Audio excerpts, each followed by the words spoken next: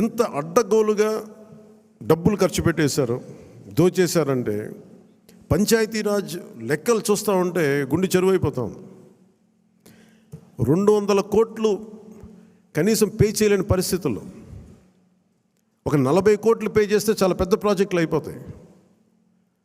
ఒకవైపు ఏమో ఋషికొండ లాంటి ప్యాలెస్కేమో 600 కోట్లు ఖర్చు పెడతారు. అది వాళ్ళ కోసం కట్టుకున్నారా, గెస్ట్ హౌస్లకి, అది వాళ్ళ కథ. అది కానీ ఎప్పుడు ఏది ఖర్చు పెట్టాలి, ఎంత ఖర్చు పెట్టాలి అనే విఘ్నత లేదో వీళ్ళందరికీ అనిపించింది.